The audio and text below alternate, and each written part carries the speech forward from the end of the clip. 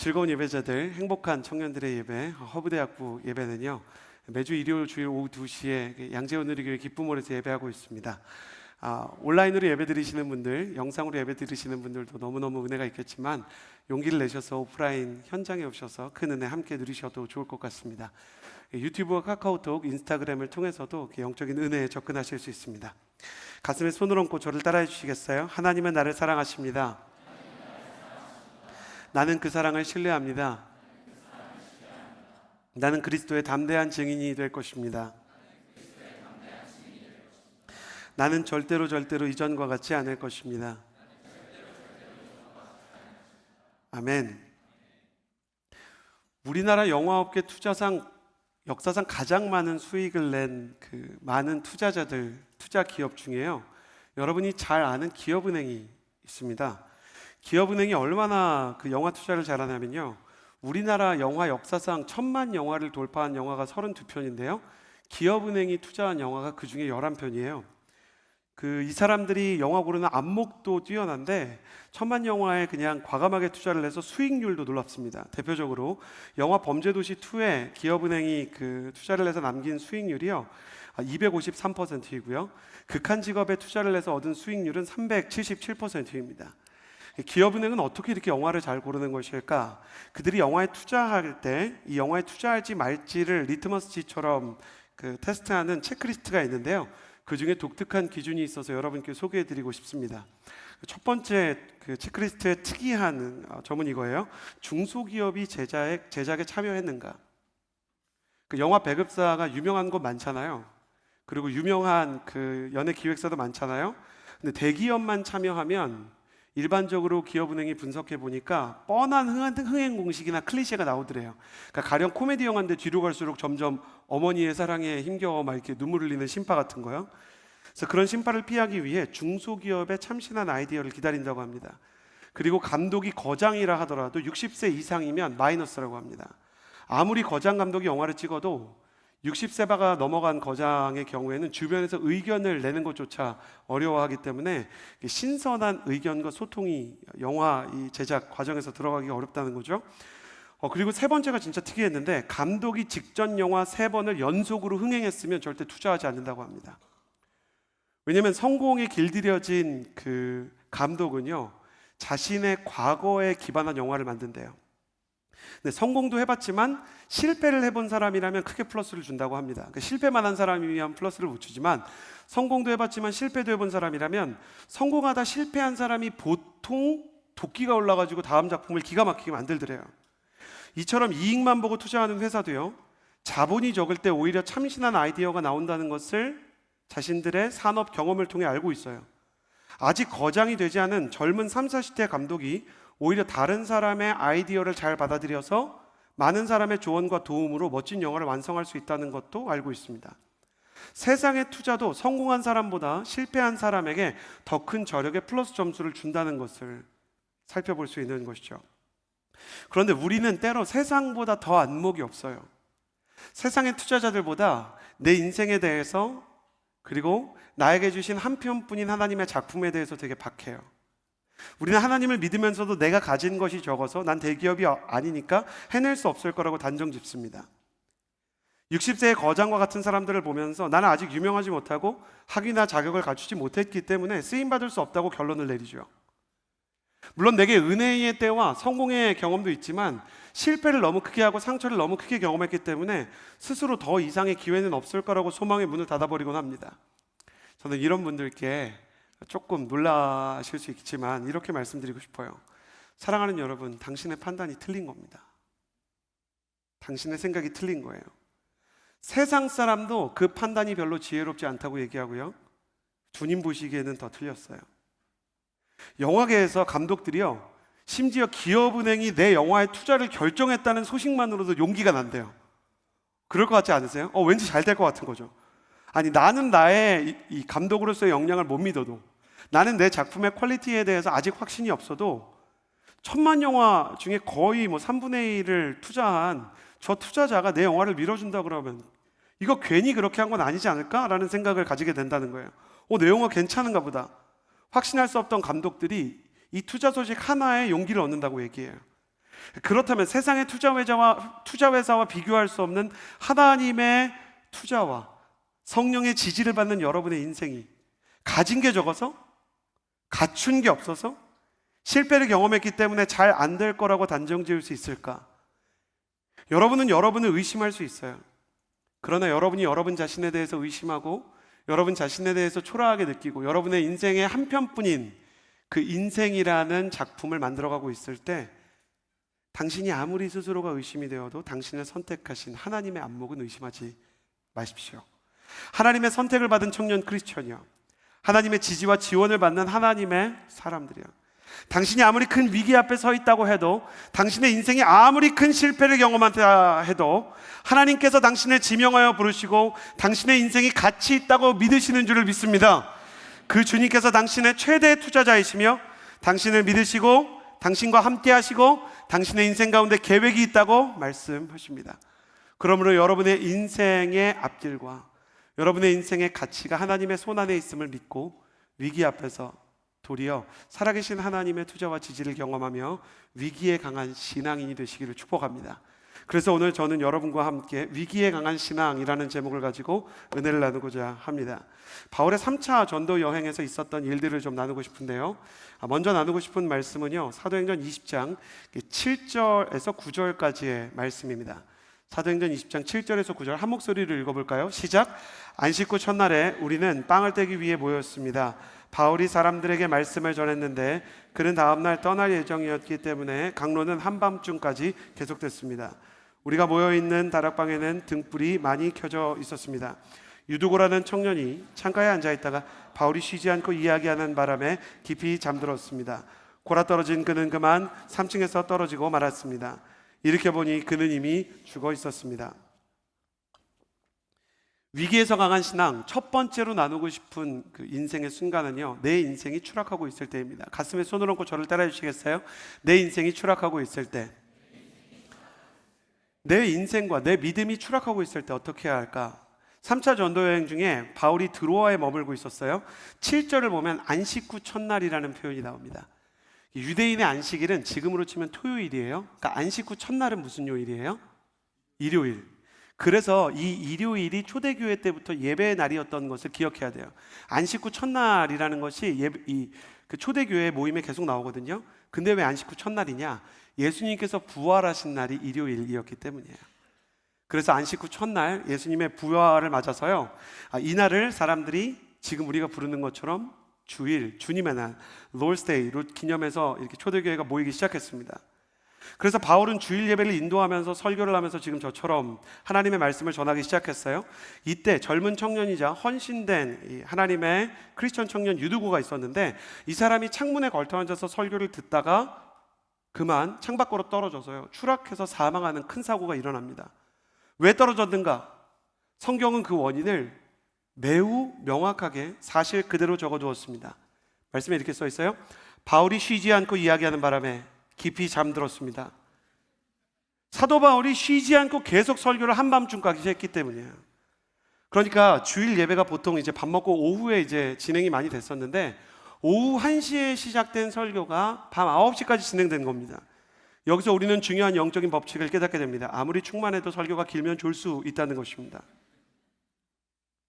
그거보다 더 중요한 기준이 있는데요, 그거보다 더 중요한 영적인 원리가 있는데요, 정말 충만한 믿음의 자리에서도 떨어지는 사람은 있을 수 있다는 거예요.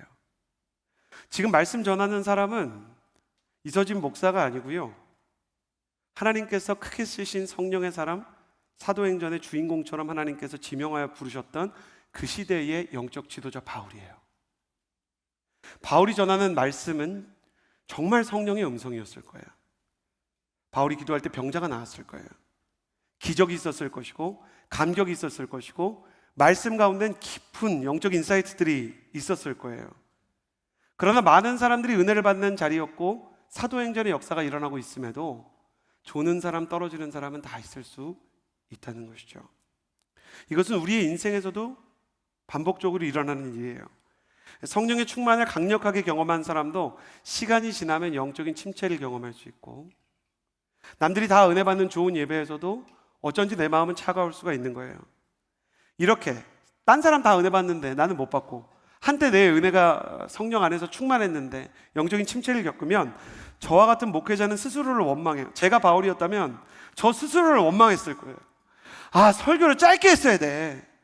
아우, 내가 이렇게 설교를 길게 해가지고 얼마나 졸렸을까, 이런 생각이 드는 거예요. 목회자만 스스로를 원망하는 게 아니고 성도도 원망하는 거예요. 졸면서도 스스로를 원망하고 자책하는 성도님들이 계세요. 그래서 제가 이렇게 설교를 할 때 제 특징 중에 하나가 이제 사람이 한 분 한 분 다 보이거든요.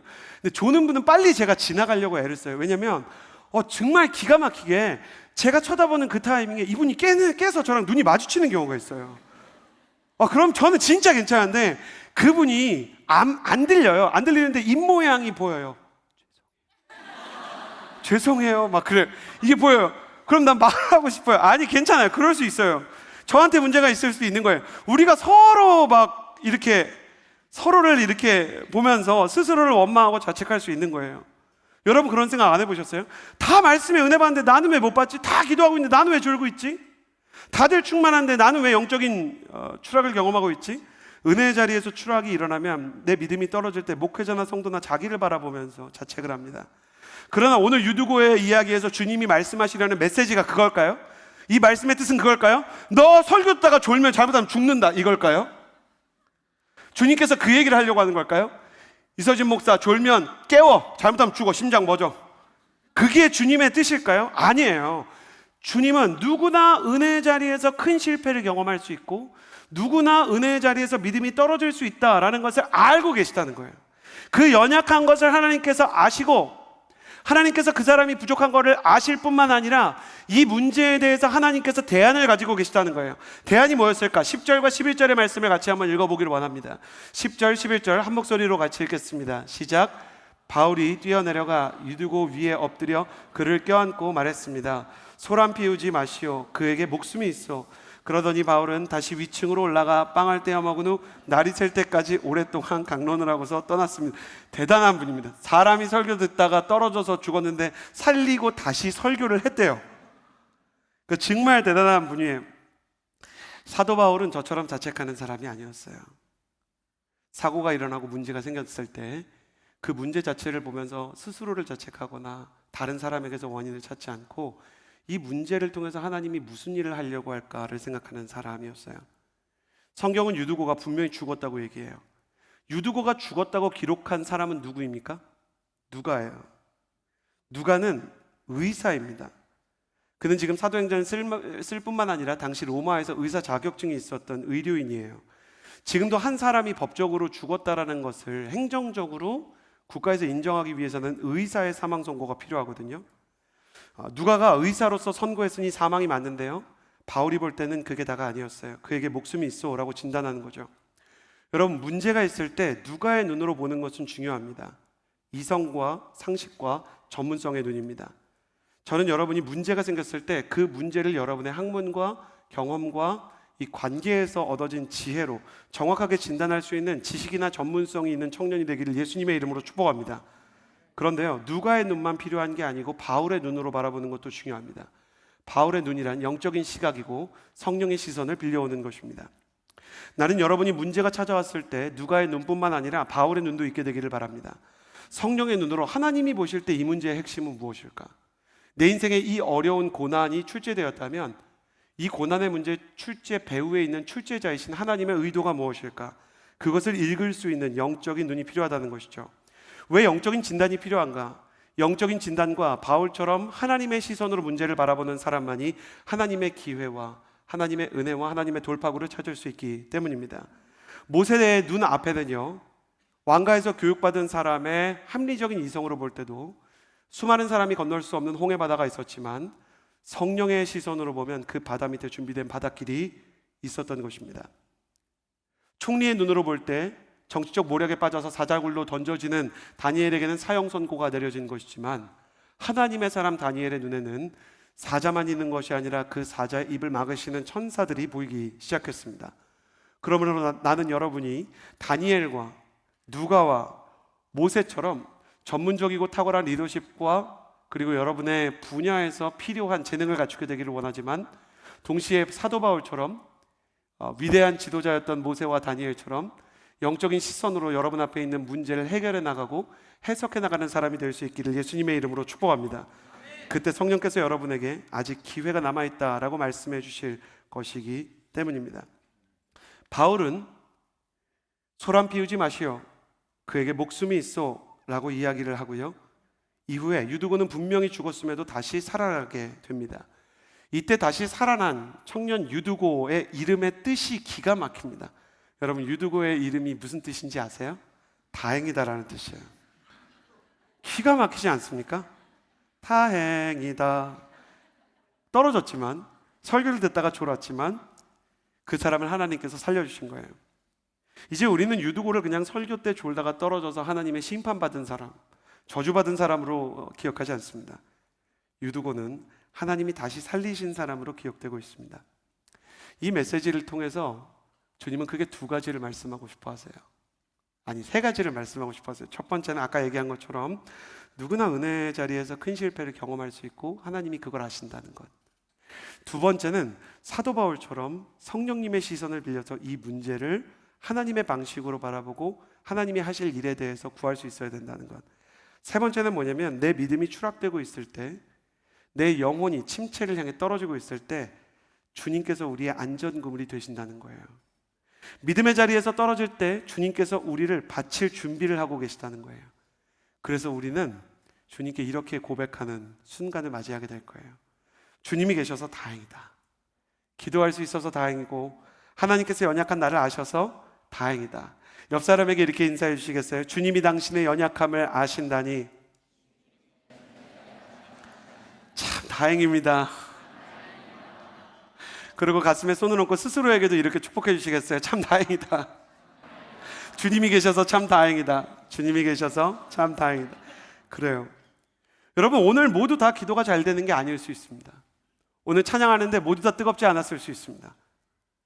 여러분 가운데 또 저도 우리 모두가 영적으로 연약하고 방황하고 흔들릴 때가 있습니다. 그것보다 더 중요한 게 있습니다. 우리가 어떤 컨디션이든 주님께서 우리를 위해서 준비하시고 우리를 받쳐주실 모든 채비를 마치셨고 또 우리의 연약함을 모두 이해하고 계신다는 것입니다. 믿음의 자리에서 추락할 때요, 앞서 말했던 것처럼 나 자신만 바라보면서 자책하지 마십시오. 나는 떨어지지만 나를 받쳐주실 주님 바라보면서 주님, 이렇게 주님께 말하는 거예요. 주님이 계셔서 참 다행입니다. 나는 여러분이 연약할 때 오히려 주님의 아름다운 사랑과 나를 이해해 주시는 그 품을 경험하게 되기를 예수님의 이름으로 축복합니다. 22절에서 24절의 말씀을 같이 한번 읽도록 하겠습니다. 22절에서 24절 함께 읽겠습니다. 시작. 그리고 지금 나는 성령의 강권하심 가운데 예루살렘에 가려고 합니다. 그곳에서 내가 무슨 일을 당할지는 알 수 없습니다. 오직 내가 아는 것은 어떤 도시에 가든지 감옥과 고난이 나를 기다리고 있을 것을 성령께서 내게 증언해 주실 뿐입니다. 그러나 나는 내가 달려갈 길과 주 예수께서 내게 주신 사명, 곧 하나님의 은혜의 복음을 증언하는 사명을 다 완성하기 위해서라면 여기지 않습니다. 자, 첫 번째 위기, 내 믿음이 추락하고 있을 때에 대해서 살펴보았고요. 두 번째 위기를 여러분과 나누고 싶어 해요. 참 이런 때도 힘든데 가슴에 손을 얹고 저를 따라해 주시겠어요? 떠나야 할지 머물러야 할지 모르겠을 때, 사도 바울이 3차 전도 여행을 점점 끝내면서 예루살렘 본부로 복귀를 하는 거예요. 그런데 사도 바울이 가다가 밀레도라는 곳에 이르렀을 때, 에베소랑 가까운데 사도 바울은 오순절까지 예루살렘에 가기를 원했기 때문에 시간을 맞춰 보니까 에베소를 들리면 오순절까지는 못 들어가겠는 거예요. 그래서 밀레도로 에베소 장로님들을 미리 불렀어요. 장로님, 이쪽으로 좀 와주세요. 그래서 에베소 장로님들이 밀레도까지 왔어요. 그랬더니 오늘이 우리가 마지막으로 만나는 날이 될 것 같습니다. 저는 아마 다시는 에베소로 돌아가지 못할 것이에요. 이런 이야기를 해요. 그러면서 앞으로 어떻게 에베소 교회를 장로로서 잘 돌보고 운영해야 될지에 대해서 막 조언을 해주는 거예요. 참 섭섭한 장면이에요. 바울이 세운 모든 교회들 중에 바울을 제일 존경하고 따르고 문제 없었던 교회가 에베소 교회예요. 그러니까 안 아픈 손가락 없다 그러지만 마음 알아주는 자식은 정말 감동이 된다 그러는데, 고린도 교회는 뻑하면 사고를 쳐요. 갈라디아 교회는 뻑하면 우리 목사님 이단 아니야? 의심을 해요.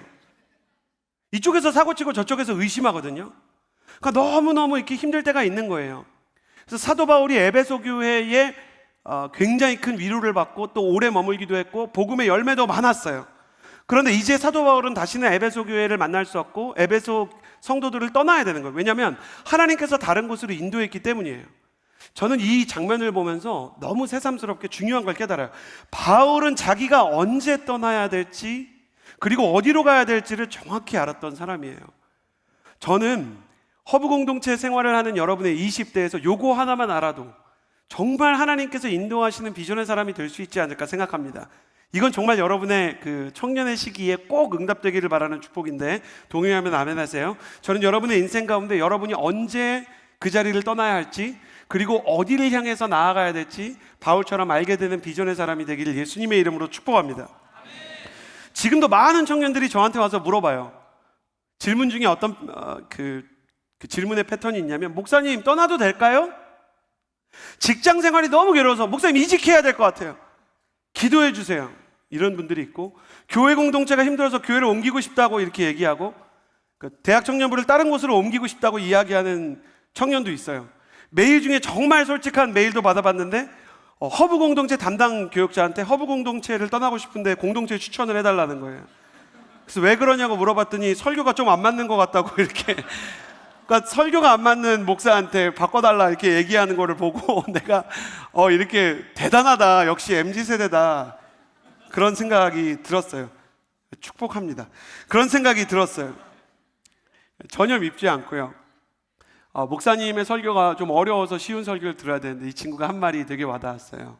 근데 목사님의 영적인 판단을 제가 믿습니다. 이런 얘기를 하는 거예요. 그 메일을 읽는데 이게 나에 대한 게 아니라 우리 허브 지체들에 대한 거면 좋겠다. 여러분이 순장으로서 여러분이 그리고 기수가 올라가면 올라갈수록 고기수가 되면 될수록 여러분이 영적인 판단력이 정확한 사람이었으면 좋겠다. 하나님께서 지금 떠나라고 하는지 머무르라고 하시는지 아니면 가라고 하는지 가지 말라고 하는지 간다면 어디로 가라고 하는지 제가 이런 메일을 받을 때마다 이런 질문을 하게 돼요. 떠나고 싶어요. 교회든 직장이든. 그러면 하나님이 꼭 이건 물어보게 하시더라고요. 그런데 어디로 가려고 하시나요? 떠난다는 사람 중에 많은 경우에는 목적지가 없어요. 여러분 아무리 좋은 배를 타고 바다로 나가도요 목적지가 정해지지 않은 항해는 표류예요. 여러분이 너무 직장 생활이 힘들어서 그 직장을 떠나고 싶고 이직을 하고 싶을 때 꼭 이걸 기도해야 돼요. 하나님, 만약 제가 여기를 옮겨야 된다면 어디로 가야 될까요? 하나님이 다음 목적지를 주시기 전에는 안 떠나시는 게 좋아요.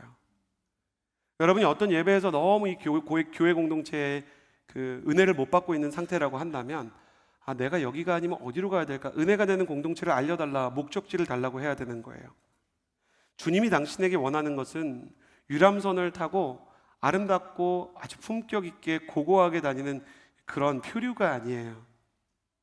때로는 비가 내리고 때로는 빙산 사이를 지나도 정확한 목적지를 향해서 큰 바다와 대서양을 가로지르는 항해인 거예요. 비전은 항해죠. 목적지가 있다는 말이에요.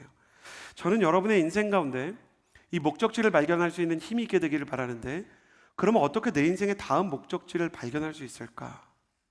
사도 바울을 통해서 그가 떠나야 할지 머물러야 할지를 발견하게 되었던 두 가지 기준을 말씀드릴게요. 첫 번째는 사도 바울에게는 성령의 강권하심이 기준이 되었어요. 성령님께서 지금 나를 강권하신다는 거예요. 바울도 성령님의 계획을 다 몰랐던 때가 있었다는 게 중요해요. 청년들이 성령님의 인도하심을 근데 어떻게 알지? 이런 거 궁금해하거든요. 바울도 그거를 모를 때가 있었어요. 2차 전도여행 때 보면 바울은 자기 고향이 포함되어 있는 터키를 비롯한 아시아 지역에 복음 전하기를 원했는데 사도행전 16장 6절을 보면 성령께서 아시아 지방에 말씀 전하는 것을 막으셨대요. 그런데도 사도 바울이 계속 복음을 전하려고 했던 걸 보면 나중에 돌아보니까 누가랑 바울이 사도행전을 쓰면서 나중에 돌아보니까 성령이 막으신 건데 그때 몰랐고 성령이 막으시는 것도 모르고 그 길로 어떻게든 가보려고 애를 써봤다는 거예요. 근데 지금 3차 전도여행에서 바울을 보면 사도 바울은 자기가 예루살렘으로 가는 게 분명한 성령의 인도하심이라는 걸 확신하고 있어요. 그러니까 영적인 성장이 일어난 거예요. 어떻게 이게 일어났는가? 되게 간단해요. 성령님과 동행하는 시간이 그동안 20년 가까이 쌓이면서 이거는 성령님이 나한테 말씀하시는 패턴이다. 성령님이 나를 이끄실 때 전에도 이렇게 하셨었지라는 성령과의 이 경험이 마치 알고리즘처럼 축적이 되었던 것이에요. 그분의 언어를 알아듣게 되었던 것이죠. 여러분, 아이가요, 엄마라는 말 한마디를 하기 위해서도요, 부모가 그 애한테 엄마라는 말을 수천 번, 수만 번을 해야 된대요. 짧게 해도 7,000번은 엄마라고 불러야 애가 엄마라고 한대요.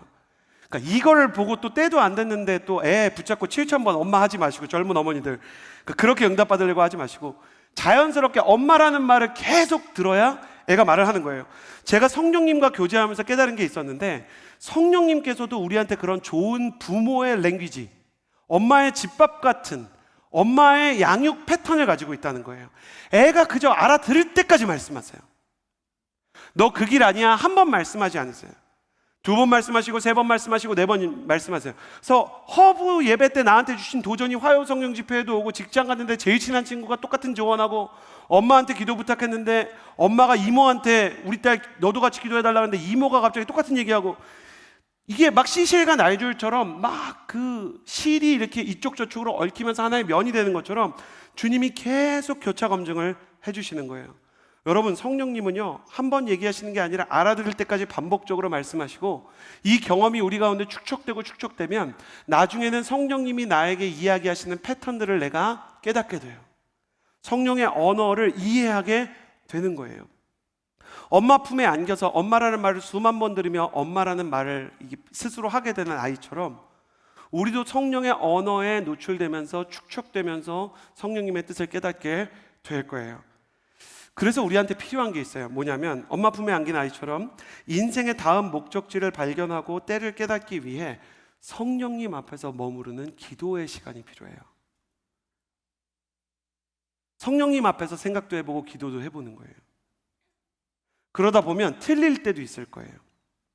오늘 이 교회에서 가장 큰 은사를 가졌던 장로님 중에 한 분이 성령님의 음성을 정확하게 알아들으시는 편인데, 그거를 알아듣기 위해서 이분이 원래 과학자고 교수신데, 성령님이 시키는 것 같으면 해봤대요. 나쁜 거 아니면, 그러니까 무례한 거 아니면 해봤대요. 근데 성령님께서 어느 날 자기 지갑에 돈이 막 이렇게 있는데 이거를 저 청년한테, 평소에 잘 알던 청년한테 주라고 하시더래요. 여러분에게도 그런 축복이 일어나게 되기를 축복합니다. 그러니까 주라고 하시더래요. 그러니까 줬는데 상대방한테 그 돈이 별로 필요가 없더래요. 이 친구가 돈이 너무 많은 거예요. 그래가지고 자기가 틀린 걸 알았대요. 그거를 자기의 이 저서에 적어놓고 중요한 이야기를 나중에 이제 제가 만났을 때 해주셨어요. 목사님, 성령님의 뜻이라고 하고 나쁜 게 아니면은 순종해 본 것도 오답이라 하더라도 정확한 답을 찾아가는 과정이 됩니다. 5개를 해보니까 4개까지도 틀렸대요. 근데 나쁜 일은 아니니까 문제는 안 됐대요. 막 이렇게 너 뭐 병 걸릴 거야 이런 거 아니니까 도와주고 사랑하고 격려하고 지원하는 건 해본 거죠. 근데 그 중에 한 가지는 정말 기가 막히게 성령님 아니면 알 수 없는 거더래요. 근데 놀라운 일이 일어났는데, 기도하면서 하나님 마음 주시는 대로 해보니까 5개 중에 4개 틀리던 게 5개 중에 3개 틀리더래요. 5개 중에 2개 틀리더래요. 점점 정확도가 높아지더래요. 여러분, 이상한 건 하지 마세요. 근데 보편적으로 해도 문제가 없는 행동이고 상대방에게 용기가 될 수 있는 행동이면 굳이 성령님을 앞에 붙이지 않아도 그냥 기도하다가 마음이 생겨서, 내가 너한테 이런 축복을 문자를 보낸다, 내가 너를 격려한다, 내가 오늘은 이렇게 하나님 앞에서 화요성령 집회도 왔습니다, 해보는 거예요. 그렇게 하나님 앞에서 기도해보고 영적으로 순종이라는 실험을 해보면 하나님께서 점점 그 사람의 정확도를 높여주신다는 거예요. 2번째, 사도 바울에게는 성령의 강권하심 외에도 중요한 그 선택의 이정표가 있었고 중요한 영적 나침반의 기준이 있었어요. 그게 뭐냐면 주 예수께서 내게 주신 사명이래요. 내가 성령님을 따라서 지금 예루살렘으로 갈 거고 에베소 장로님들과 굿바이를 하는 거는 성령의 강권하심 때문만이 아니라 주 예수께서 내게 주신 사명 때문이라는 거예요. 주님이 주신 사명, 곧 비전이 다음 목적지를 향한 나침반이라는 거예요. 사랑하는 여러분, 떠나고 싶을 때, 당신이 어딘가로 가려고 할 때, 당신이 가려고 하는 그 발걸음과 방향이 당신의 비전과 결을 같이 하는지를 점검할 수 있게 되기를 예수님의 이름으로 축복합니다. 비전과 상관없이 상황이 힘들어서, 연봉을 많이 준다니까, 혹은 사람들이 나를 괴롭혀서 그냥 내 발걸음이 인도된다면 여러분, 그 걸음 잠깐 멈춰보세요. 중요한 인생의 기로에서 결정을 할 때, 그것이 이직이든 아니면 대학부에서 청년부를 향해 가는 길이든 아니면 여러분이 어떤 사람들을 떠나려고 하는, 중요한 사람들과의 관계를 정리하고 새로운 만남을 정하는 것이든, 내 인생의 비전이 무엇인지 한 번씩 그때 점검해야 되는 거예요. 바울에게는요, 복음을 전하고 하나님의 사람들을 양육하는 이 사명이 있었어요. 하나님의 은혜의 복음을 전하는 것이 자기 사명이래요. 오늘 말씀해 보면 나의 달려갈 길과 주 예수께서 내게 주신 사명, 곧 하나님의 은혜의 복음을 증언하려는 사명을 다 완성하기 위해서는 하나님의 은혜의 통로가 돼야 된대요. 복음의 통로가 돼야 된대요. 지금 사도 바울은 3차 전도여행을 왜 떠났냐면, 예루살렘 교회가 사도행전 11장에 보면 기근이 들고 되게 어려웠거든요. 그때부터 예루살렘의 이 경제 상황이 계속 이렇게 점점 이제 하향세를 타기 시작했어요. 성도들이 먹을 게 없었어요. 그러니까 사도 바울이 자기가 복음을 전했던 교회들을 들러서 돈도 모으고 헌금도 모으고, 그리고 음식을 후원하겠다는 약속도 모아서 예루살렘 교회를 지원하러 가는 거예요. 사도 바울은 지금 언제든지 하나님의 인도함에 따라 사람을 살리러 가는 사람이라는 자기 정체성이 있어요. 의사는 환자 옆에 있을 때 의사로서의 정체성을 가질 수 있고, 교수는 학생 옆에 있을 때 교수로서의 정체성을 가질 수 있어요. 기업은 고객 앞에서 자신의 물건을 팔 수 있을 때 그 기업의 정체성을 유지할 수 있는 거예요. 하나님의 사람도 자기의 존재 가치와 비전에 따라서 자기 인생을 달아볼 수 있는 영적인 안목이 필요해요. 어떻게 하면 이 비전이 점점 선명해질 수 있을까? 사도 바울이 기가 막힌 노하우도 써놨어요. 그거는 나의 달려갈 길이라는 표현이에요. 나의 달려갈 길, 이거 미래적인 표현이죠.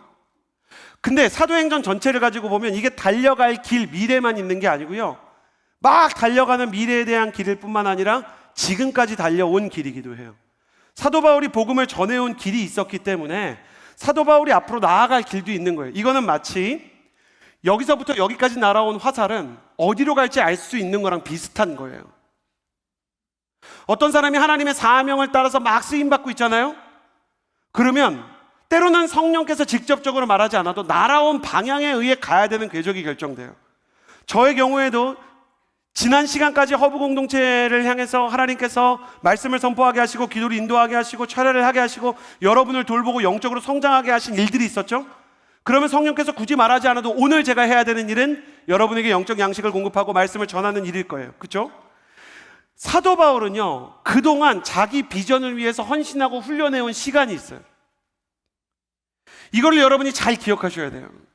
여러분 진짜 비전의 사람이 되고 싶다면 지금까지 여러분을 인도하신 그 자리에서 최선을 다하고 있어야 돼요. 여러분이 공부를 하든 일을 하든 여러분에게 주어진 자리가 어디든 하나님께서 여기까지 지금 달려온 길이 어디까지인지를 살펴봐야 사도 바울이 얘기한 나의 달려갈 길을 알 수가 있는 거예요. 여러분, 이번 주에 우리가 느헤미야 말씀을 묵상하고 있지 않습니까? 느헤미야는 예루살렘으로 가고 싶었던 사람이에요. 마음속에 항상 예루살렘 재건이 있는 사람이에요. 근데 그 사람은 지금 어디에 묶여 있냐면 자기가 원치 않는 페르시아 수상궁에 묶여 있어요. 마음은 저쪽 예루살렘에 있는데 나의 현실은 수상궁이야. 하나님께서는 느헤미야를 왜 여기다 묶어 놓으셨을까요? 이유가 있어요. 느헤미야가 왕의 술관원으로서 왕의 독살을 막고, 독살만 막을 뿐만 아니라 경호 업무를 기가 막히게 연습하는 프로페셔널이거든요. 그러니까 경호 업무의 전문가예요. 경호실장 같은 사람이에요. 근데 이 사람이 나중에 예루살렘에 가서 성벽을 재건하려고 그러니까 어떤 일이 일어나냐면 사람들이 느헤미야를 암살하려고 하는 거예요. 근데 암살로는 느헤미야를 죽일 수가 없어요. 페르시아 제국 전체에서 암살과 경호에 이골이 틀 정도로 전문적인 경험과 지식을 가지고 있는 사람이 느헤미야예요. 그래서 이 사람이 암살 계획도 다 알아내고요, 암살을 막아내면서 무려 52일 만에 역사상 유례가 없는 성벽 재건에 성공하게 되는 거예요. 이 말을 바꿔서 말하면 뭐냐면, 느헤미야가 그토록 꿈꾸던 예루살렘의 비전은 느헤미야가 그토록 싫어하는 페르시아의 수상궁에서 완성되고 있었던 거예요. 하나님의 손에서 버려지는 시간이 없다는 얘기를 제가 달고 닳게 하지만 여러분은 이것을 여러분의 영혼에 새겨야 될 거예요. 여러분의 초라한 오늘도 여러분은 사랑할 수 있어야 돼요. 하나님께서 여러분에게 주신 지금 이 순간, 여러분이 순장으로 섬기는 지금 그 한 영혼, 하나님께서 여러분에게 만나게 하신 그 일이 나중에 가보면 여러분의 비전의 중요한 재료가 될 것이기 때문에 그래요. 나의 달려갈 길이 어디인지 안다라고 사도 바울처럼 말하고 싶으면 지금까지 하나님이 달려오게 하신 그 길, 여러분의 어제와 오늘의 순종과 헌신과 훈련이 있게 되기를 예수님의 이름으로 축복합니다. 사랑하는 여러분, 시간이 흐를수록 비전이 선명해지는 인생의 비밀은 하나예요. 날마다 비전에 순종하며 훈련하는 하루를 쌓아가는 것. 그래서 이렇게 선포합니다. 저는 여러분의 초라한 오늘도 사랑할 수 있게 되기를 예수님의 이름으로 축복합니다. 너무 힘겹고 어려운 그 직장도 하나님의 땅이라는 것을, 하나님의 통치 영역에서 벗어난 회사라는 건 없다는 것을 여러분이 인정할 수 있게 되기를 예수님의 이름으로 축복합니다. 마지막으로 세 번째 메시지를 나누기를 원합니다. 28절에서 32절까지의 말씀입니다. 28절에서 32절 같이 읽겠습니다. 시작. 여러분은 자신과 양떼를 잘 살피고 조심하십시오. 성령께서 여러분을 감독자로 세우셔서 하나님께서 자기 피로 사신 교회를 돌보게 하셨습니다. 내가 떠나고 나면 흉악한 이리떼 같은 거짓 선생들이 여러분 가운데 들어와 양떼를 해치려 할 것입니다. 또한 여러분 가운데에서도 사람들이 들고 일어나 제자들을 빼내 자기들을 따르게 하려고 진리를 왜곡할 것입니다. 일단 여기까지 읽어볼까요? 우리가 위기에 강한 신앙을 경험하기 위해 앞서 유두고의 사건을 통해 내 믿음이 추락하고 있을 때도 하나님께서 안전그물이 되어주시니 주님을 바라봐야 된다라는 것을 배웠고, 떠나야 할지 머물러야 할지 모르겠을 때 성령 앞에 머무르면서 성령님의 음성을 분별하는 훈련을 하고, 내게 주신 일과 내게 주신 오늘을 사랑하는 비전의 사람으로 살아가야 된다고 말씀드렸어요. 세 번째 나누고 싶은 이 위기의 순간은요, 이것입니다. 가슴에 손을 얹고 저를 따라해 주시겠어요? 연약한 나에게 영적인 공격이 찾아올 때, 바울이 이 에베소 장로님들한테 내가 떠나고 나면 거짓 교사도 찾아올 거고, 내가 떠나고 나면 영적인 이 공격들이 흉악한 이리떼가 양들을 찾아오는 것처럼 따라오게, 공격이 이렇게 찾아오게 될 것입니다. 경고해 줍니다. 에베소 장로들은 아직 연약한데, 에베소 장로들은 아직 부족한데 어떻게 이것을 이길 수 있을까? 그래서 사도 바울이요, 양과 목자의 비유를 다시 한번 떠오르게 합니다.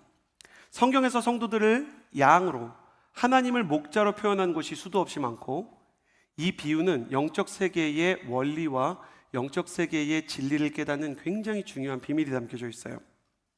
자, 양에게 위기가 찾아올 때 첫 번째 우리가 기억해야 되는 건, 내가 연약한 양인데 위기가 찾아왔다면 목자의 음성을 구해야 돼요. 성경이 왜 우리를 양에다가 비유했냐면 이 양들의 특징 때문이에요. 이스라엘의 양들은 시력이 매우 좋지 못해요. 대부분의 양들이요, 자기 앞에 3m까지밖에 보지 못해요. 그래서 양들은 이리로 가다가 부딪히기도 하고 저리로 가다가 길을 잃기도 해요. 하나님께서 약점을 주시면 어떤 사람에게 또 어떤 생물에게 약점 하나를 주시면 반드시 기가 막힌 강점도 하나 주시는데요, 양들이 시력이 약점인데 비해서요, 청력은 아주 강점이에요. 세미하게 음성을 알아차리고 귀로 상황을 파악하는 이 감각이 탁월해요.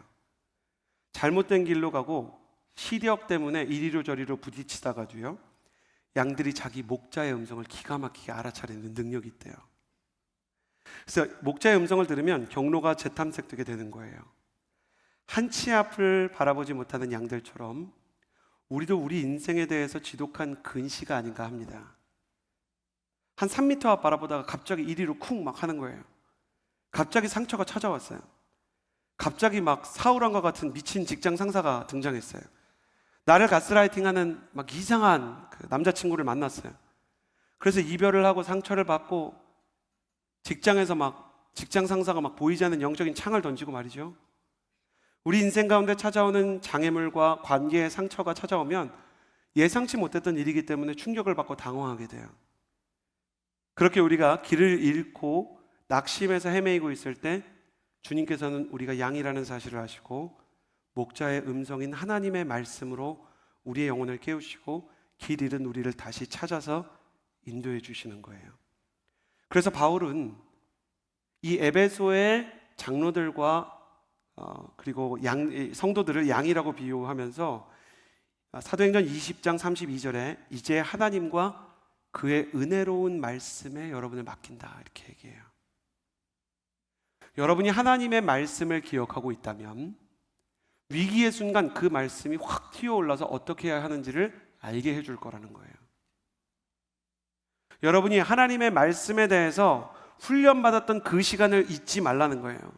사도 바울이 뭐라고 얘기하냐면 내가 3년 내내 여러분 모두에게 밤낮 쉬지 않고 눈물로 훈계한 것을 잊지 마십시오. 여기서 훈계했다는 것은 가슴에 기억나도록 새겨주었다는 표현이에요. 말씀이 새겨지도록 사도 바울이 계속 전하고 훈련을 시켰대요. 특수부대 출신의 그 은행 그 보안 요원이요, 상대방 이 강도가 총을 꺼내기도 전에 제압하는 장면을 봤는데, 어떻게 그렇게 했냐 그러니까 자기가 생각하고 한 게 아니라는 거예요. 특수부대에서 훈련을 받을 때 자다가도 상대방이 총을 꺼내려고 하면 그 시그널을 알아볼 수 있는 훈련만 수백 번, 수천 번을 했다는 거예요. 그러다 보니까 이 사람이 그 사인을 보고 가장 큰 위기의 순간 몸이 먼저 움직였다는 거예요. 여러분, 위조 지폐 감별사들은 위조 지폐를 연구하지 않는다고 제가 말씀드렸죠. 매년 달러에 관해서는 수백 개의 버전의 위조 지폐가 등장하는데, 그 위조 지폐 버전 하나하나 공부해서는 위조 지폐 감별 못한다는 거예요. 감별사들은 어떻게 한다 그랬어요? 진짜 지폐만 계속 세요. 진짜만 계속 세면 가짜가 등장하면 딱 안다는 거예요. 하나님의 말씀이 그래요. 하나님의 말씀을 계속 세고 있을 때, 하나님의 말씀을 공부하고 있을 때 그 우리의 인생의 상황과 딱 맞지 않을 때도 있어요.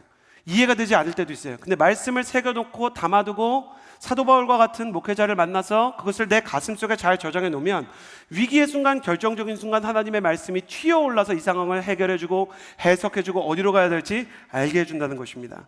그러므로 여러분의 인생 가운데 위기가 찾아오고 갈등이 있을 때 가장 먼저 확보해야 하는 통로는 뭐냐면 말씀 들어오는 통로예요. 하나님의 말씀을 듣는 귀가 열려 있어야 돼요. 양이 앞이 안 보이는 것은 어쩔 수 없는 거예요. 근데 양이 귀가 막히는 건 심각한 거예요. 나는 여러분의 인생의 앞날을 몰라도 걱정하지 않게 되기를 바랍니다. 그런데 나는 여러분이 시야가 막혀도 귀는 뚫려 있게 되기를 바라요. 나는 여러분이 인생의 어느 순간에서라도 말씀을 듣는 귀는 열려 있게 되기를 예수님의 이름으로 축복합니다. 한 주에 한 번은 여러분이 은혜가 되는 말씀을 들을 수 있게 되기를 바랍니다. 한 주에 한 번은 여러분이 말씀을 볼 때 그 말씀을 읽으면서 묵상하면서 하나님의 음성을 듣게 되기를 예수님의 이름으로 축복합니다. 특별히 우리 허브 예배도 하나님의 말씀의 통로가 되었으면 좋겠고, 온누리 교회도 하나님의 말씀이 계속해서 마음에 새겨지는 교회가 될 수 있도록 기도해 주십시오. 양에게 위기가 찾아오면 목자의 음성을 따라갈 뿐만 아니라 앞선 양이 목자를 잘 따라가야 됩니다. 시력이 나쁜 양이 목자의 음성 외에도 따라가는 게 있는데, 바로 자기 앞에 있는 양의 꽁무니를 쫓아가요. 특히 아직 어린 양일수록 목자보다 자기 앞에 있는 양을 따르는 습성이 더 강하다고 합니다.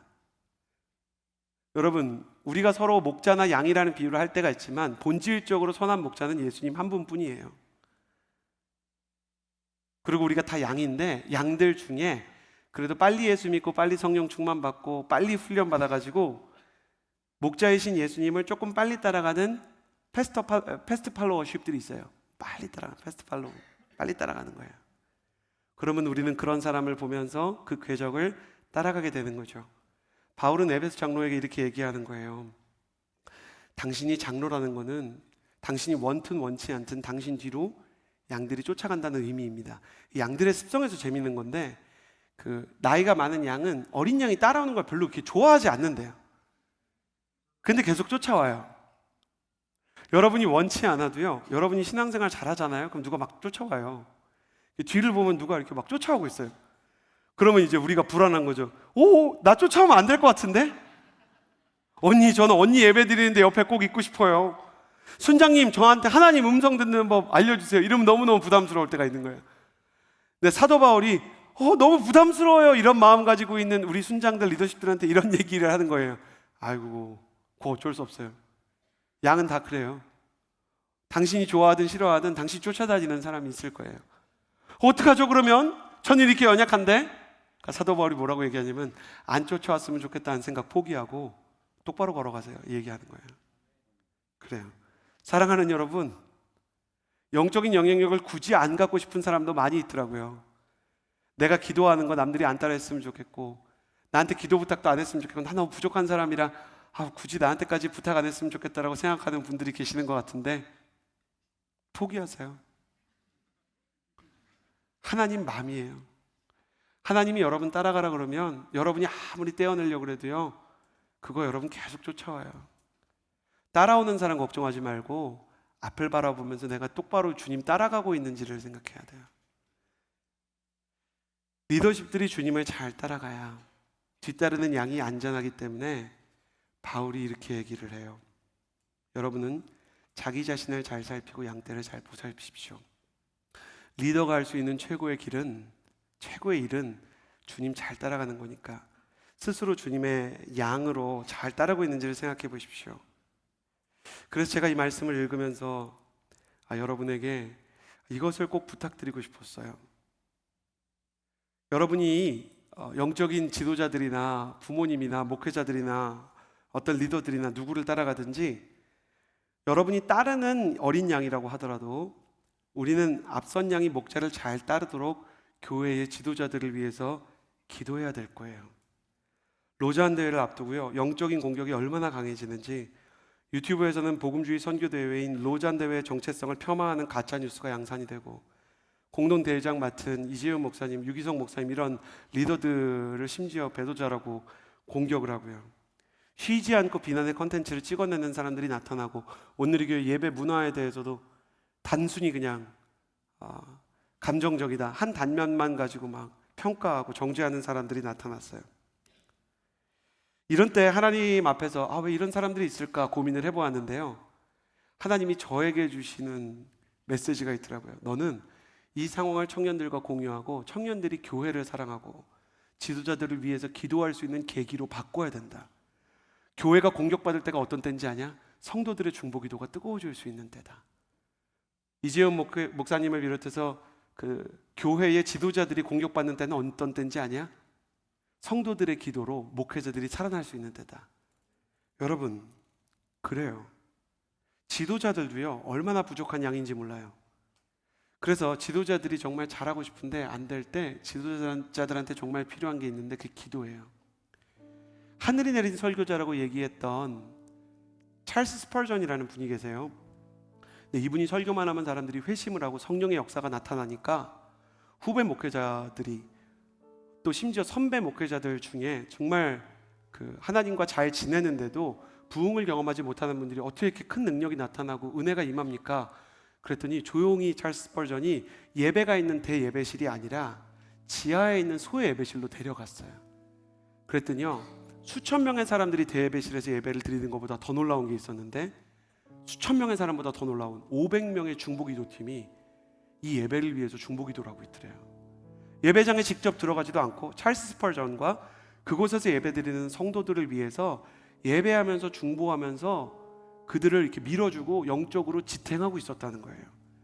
그러면서 찰스 스펄전이 자기의 동역자들에게 그렇게 말했대요. 저는 아무것도 아니고 저를 위해서 기도해주는 중보기도를 힘입어서 하나님이 이 교회가 승리하게 하신다 그랬다는 거예요.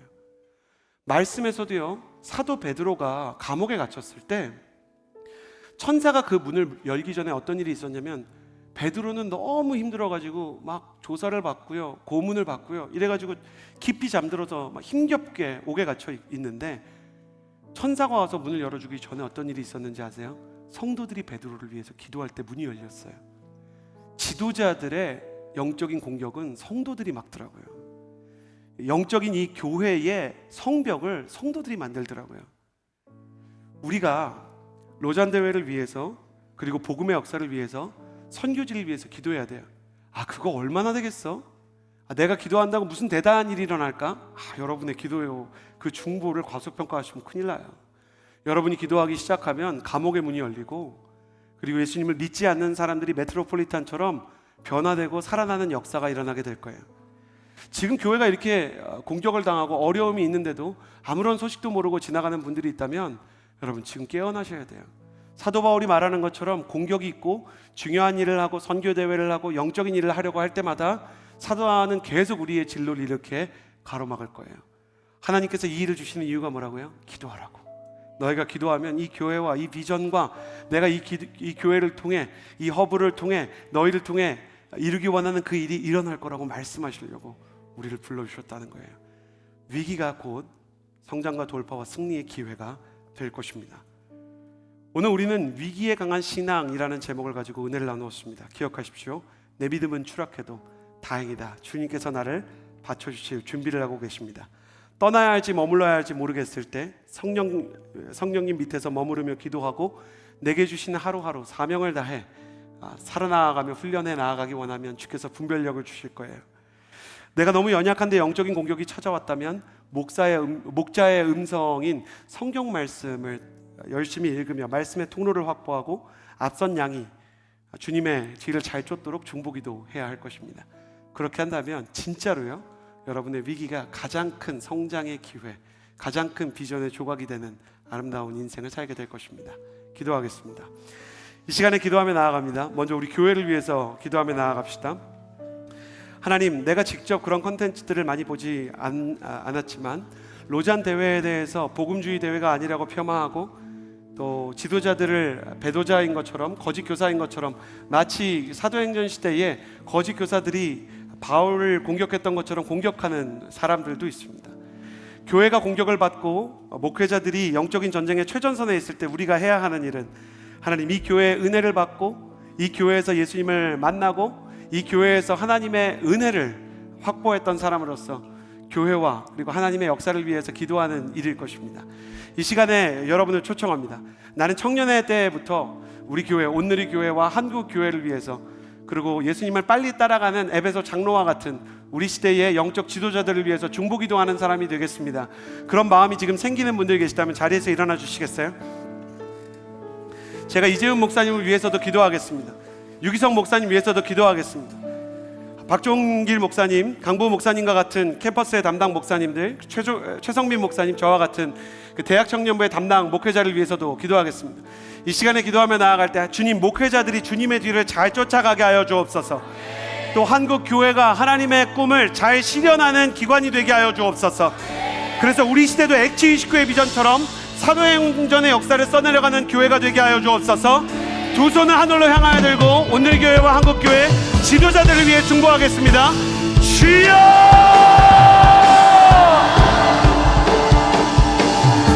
살아계신 하나님 아버지, 우리가 이 시간에 영적인 지도자들을 위해서 기도하기 원합니다. 하나님께서 우리를 위해서 주신 온누리 교회를 위해서 먼저 기도합니다. 하나님, 온누리 교회가 지금까지 80년대부터 성령의 거룩한 역사와 그리고 선교의 행전을 쓰기 위해서 여기까지 달려왔습니다. 2000명의 선교사를 파송하며 하나님, 보이지 않는 곳에 하나님의 복음을 전하겠다는 꿈을 가지고 있었고, 하나님, 우리 안에 정말 거룩한 예배를 세우겠다는 꿈이 있었습니다. 다음 세대의 청년들이 자유롭게 하나님을 믿을 수 있는 예배의 문화를 만들기 위해 하영종 목사님께서 분명한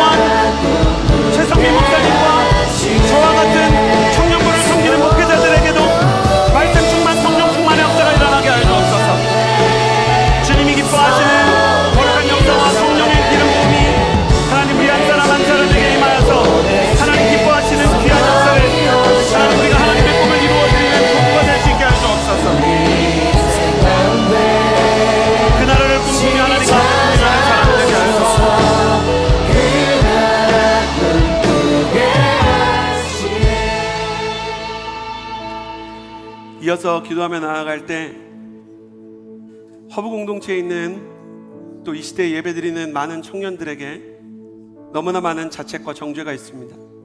죄를 지어서 믿음의 길에서 추락할 때마다, 영적인 침체를 이겨내지 못하고 기도가 뜨거워지지 못할 때마다, 옆에 있는 친구나 선배보다 나의 예배가 진실하지 못하다는 것을 느낄 때마다 스스로를 위선자로 여기며 유두고처럼 추락하는 청년이 얼마나 많은지요. 그러나 주님께서는 우리를 바치시며 아들아, 너가 떨어질 수 있지. 아빠가 너를 바치고 있다. 딸아, 네가 넘어질 수도 있지. 네가 일어날 때까지 내가 너와 동행하리라 말씀하여 주십니다. 넘어지고 쓰러질 때 우리 자신을 바라보면서 정죄하지 아니하고, 넘어지고 쓰러진 청년마다 주님을 바라보는 영적 시선을 잃지 않게 하여 주옵소서. 하나님 아버지, 우리가 오히려 쓰러지고 넘어질 때마다 주님의 아름다운 얼굴을 향하여 우리의 영적인 시선을 돌리는 하나님의 예배자들이 되게 하여 주옵소서. 선포하며 선포하노니 모든 정죄의 영들은 떠나갈지어다. 백설공주의 계모처럼 자기 자신만 바라보며 거울만 바라보게 하는 모든 악한 정죄의 영들은 예수 그리스도의 보혈로 말미암아 묶임을 받고 떠나갈지어다. 은혜의 주님을 바라보게 하여 주옵소서. 우리를 용서하시는 십자가의 예수님을 바라보게 하여 주옵소서. 내게로부터 눈을 들어 주님 바라보게 하여 달라고 그 은혜 우리 자신을 의지하고 의탁하며 주여 한번 부르짖고 기도하겠습니다. 주여!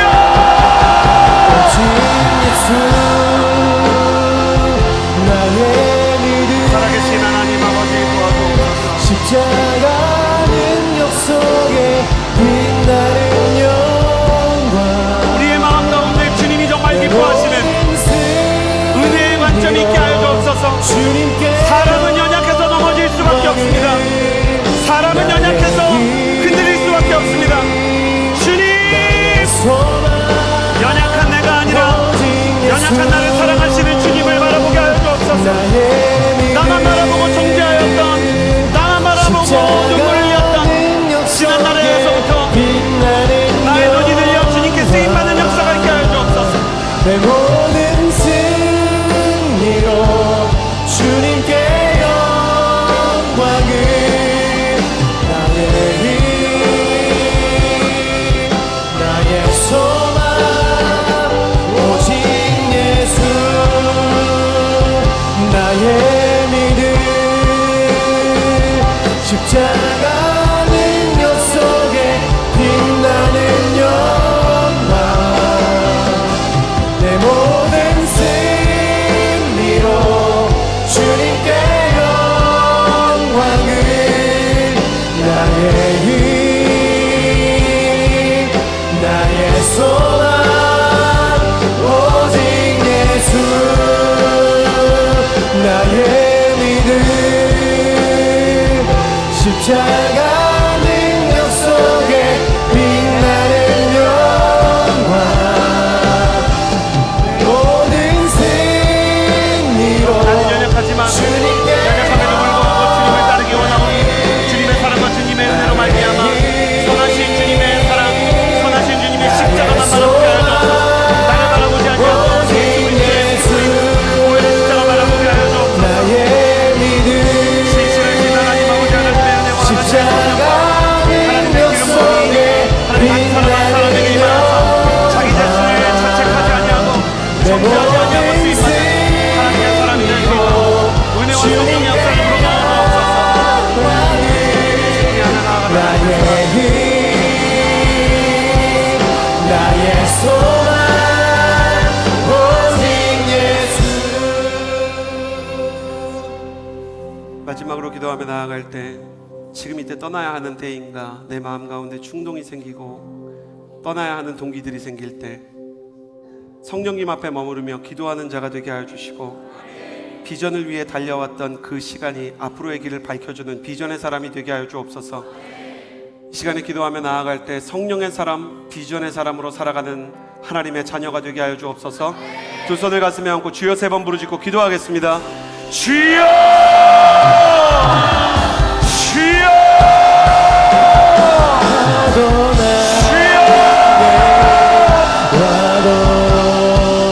살아계신 하나님 아버지, 기도하며 나아갑니다. 성령의 사람으로, 비전의 사람으로 살게 하여 주옵소서. 성령님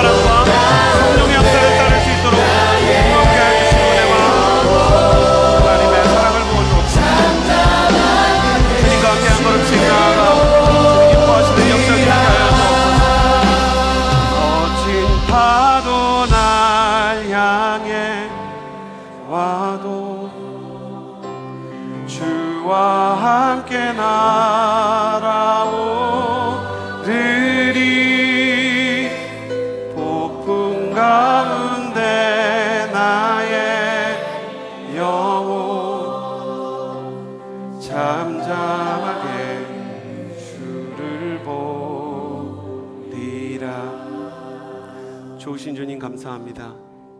우리 인생에 찾아오는 위기를 전혀 경험하지 않는 위기의 면책 특권도 어떤 인생에 존재하지 않고, 또 사단은 우리가 하나님의 길을 갈수록 더 큰 시험을 주기에 우리 인생의 항해는 언제든 비바람과 폭풍을 만날 수 있음을 압니다. 다만 그 위기 속에서 도리어 숨겨왔던 영적인 저력이 드러나고 하나님의 함께하심이 드러나는 사람 되게 하여 주옵소서. 추락할 때 주님께서 받쳐주심을 알게 하시고, 내 인생 가운데 경로가 명확히 보이지 않을 때 성령의 인도와 비전의 선명함이 드러나게 하시고, 영적 공격 속에서 지도자된 성도들의 기도를 받고 성도들은 하나님의 말씀을 듣는 거룩한 말씀과 기도의 공동체가 되게 하여 주옵소서. 그렇게 하실 주님을 신뢰하며 예수님의 이름으로 기도드렸습니다. 아멘. 자리에 앉아주시고요. 매월 두 번째 주 주일은 비전헌금 주일입니다. 이번 주 비전헌금은요, 기독교 세계관 교과서 제작 후원을 위해 사용됩니다.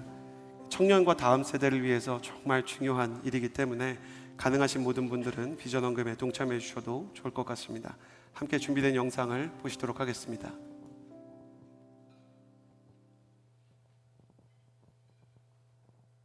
현재 종교학을 가르치는 선생님입니다. 예전에 기독교 학교에서는 기독교 교육과 예배를 드리는 것이 너무 자연스러웠었던 것 같아요.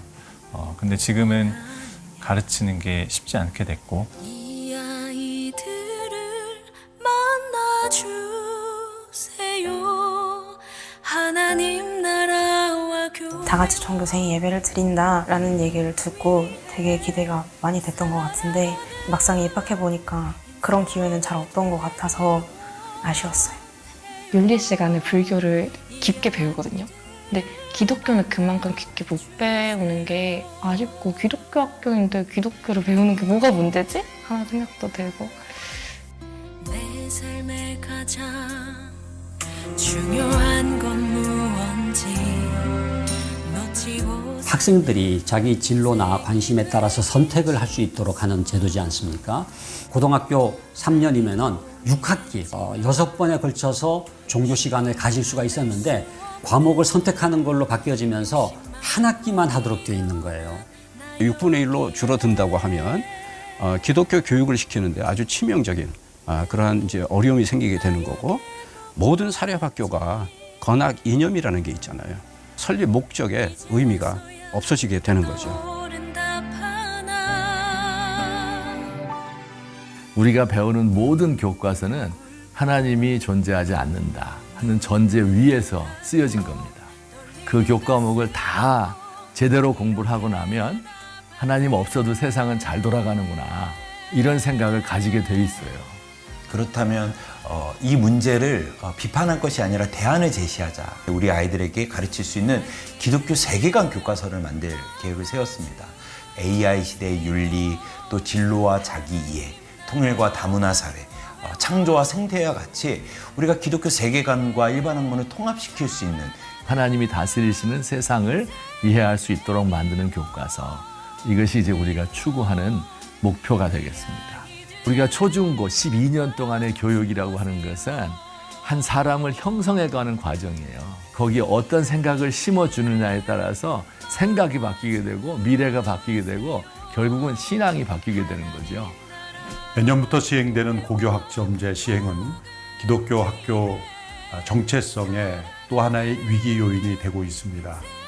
평준화 교육 이후로 50여 년 동안 계속해서 기독교 사학이 건학 이념대로 학문과 통합하는 일에 많은 제도적 어려움을 겪어왔습니다. 그러나 이것은 또 다른 기회이기도 합니다.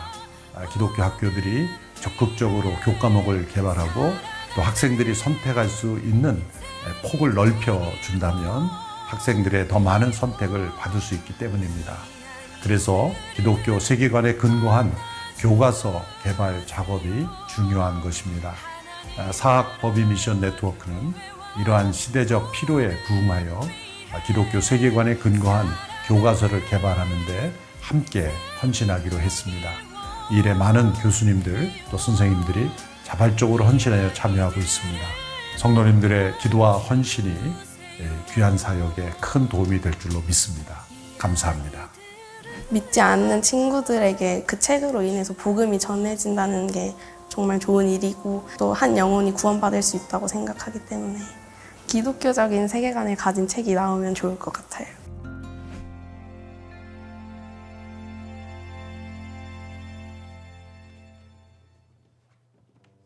다 함께 자리에서 일어나서 봉헌 찬양 드림으로 주님께 영광 올려드리겠습니다.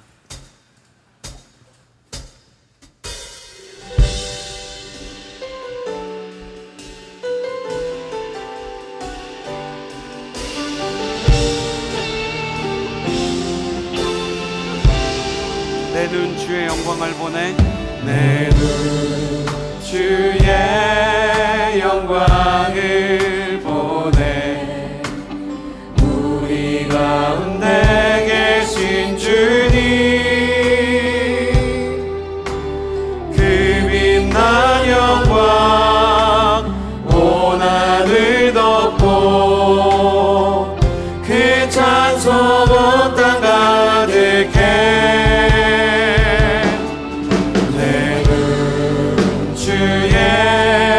영광을 보내.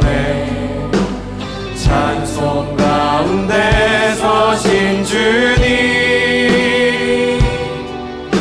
주님의 얼굴은 온 세상 향하네. 권능의 발을 드셨네. 주의 영광, 주의 영광 이곳에 가득해. 우린 선의 주님과 함께 찬양하며 우리는 전진하리. 모든 열방 주 볼 때까지 주의 영광 이곳에 가득해. 주의 영광 이곳에 가득해. 우린 선의 주님과 함께 찬양하며 우리는 전진하리.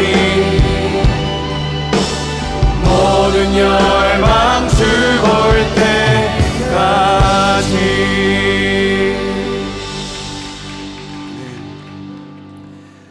이제는 우리 구주 예수 그리스도의 은혜와 하나님의 사랑과 성령의 교통하심이 위기 속에서 오히려 주님의 살아계심과 은혜와 성령의 인도, 또한 강해지는 교회의 영적 저력을 발견하는, 그렇게 살아가기를 원하는 주의 모든 청년과 성도들 위해 이제로부터 영원토록 함께 계시기를 간절히 축원하옵나이다. 아멘.